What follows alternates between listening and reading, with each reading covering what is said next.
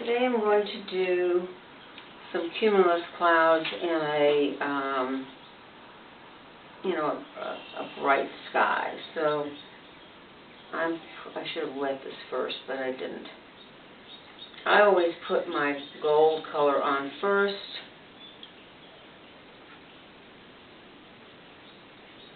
That's gold. I had that a little muddy.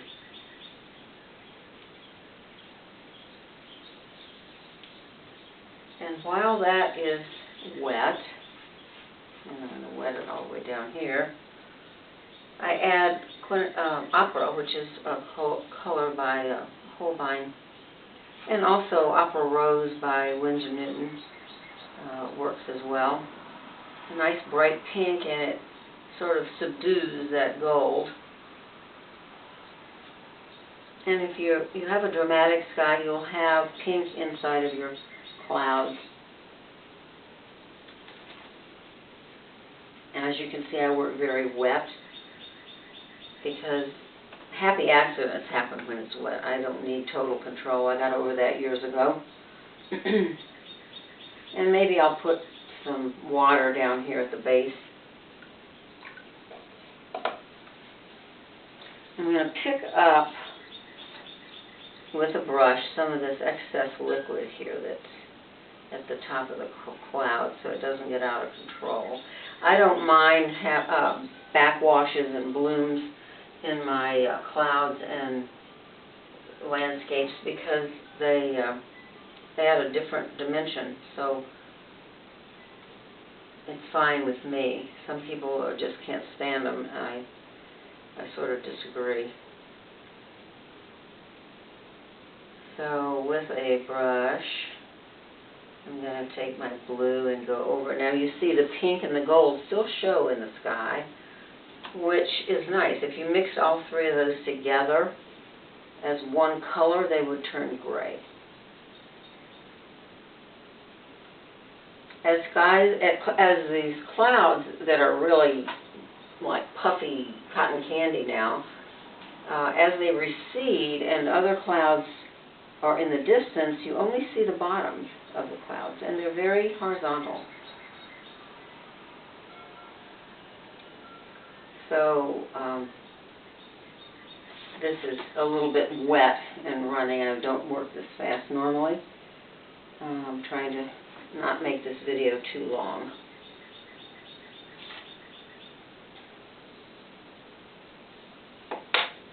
Now I can take a thirsty brush, which is one that's cleaned in water, squeezed out with a rag, and soften edges. Well, that's too squeezed out. Soften some of the edges in the clouds that I created when I put the pinks in there on dry paper. I can put some more pink in for dramatic effect. Color makes them passionate and dramatic, and that's what you want. I mean, who likes a gray sky?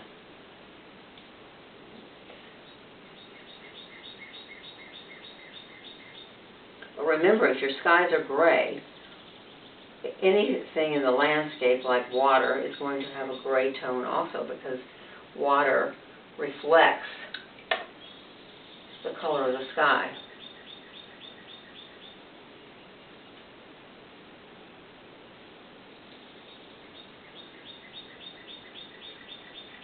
Put a few little shadows in the clouds.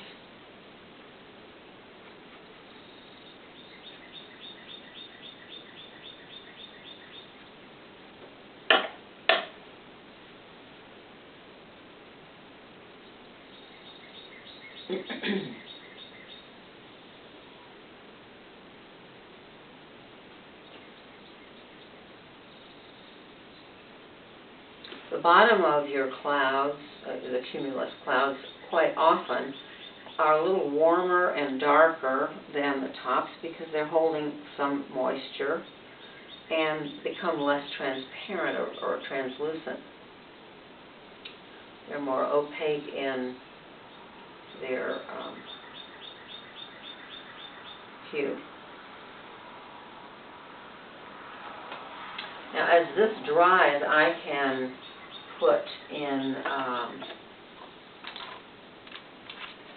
put in more clouds that are more distinct. This is going to run together because it's so wet.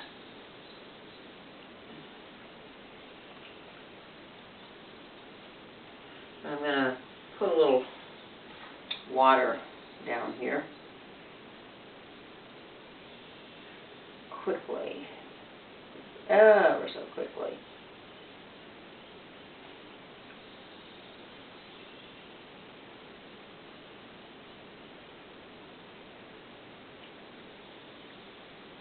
Now, these clouds might be, if they're lit up really well by the sun, they would be creating a reflection or in the water, so you can, with a thirsty brush again, lift some light areas out of the water. You could even tint it slightly with the pink, if pink is the main color in the clouds. So don't hesitate to throw color into your water.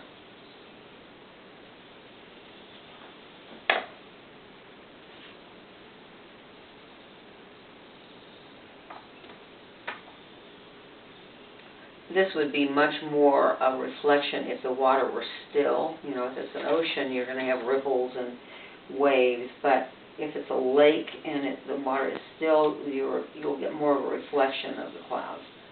But here you just want some of the highlights of the water.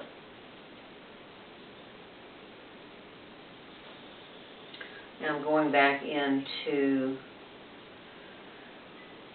here to see if I can create some thin,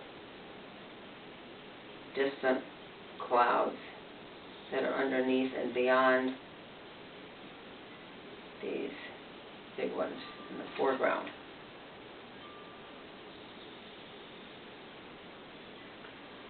You have more, if working this wet is a problem for you, you certainly can dry each layer as you go. But then sometimes in order to get soft edges again, you need to re-wet it. But at least some of this will have dried and be more stable and have settled into the pigment, settle into the paper, so you don't move it around so much when you go back in with water.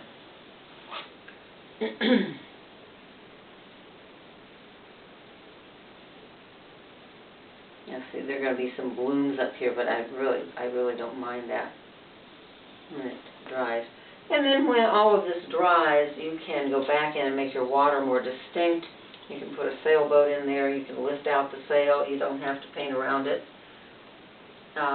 This particular painting is done on Rtistix Board, which is a new surface that I really enjoy painting on because the washes are so brilliant. It's made of PVC, and it has a special granulated surface impregnated in one side of it.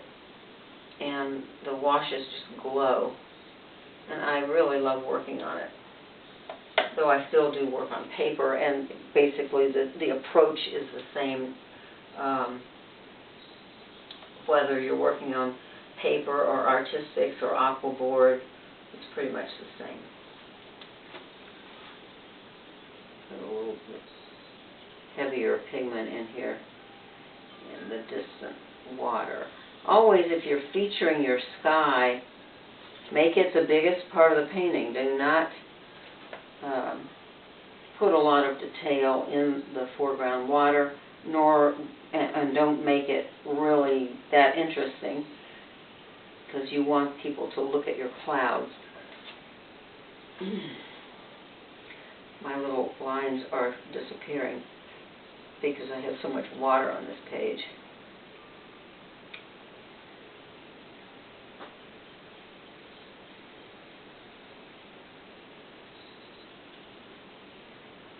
But here you have, you know, the makings of a pretty dramatic sky. And once it's dry, totally dry, I mean really totally dry, you can go back in and put more transparent, colorful washes in your clouds without disturbing the underlying wash. So there you have the beginning of a dramatic sky.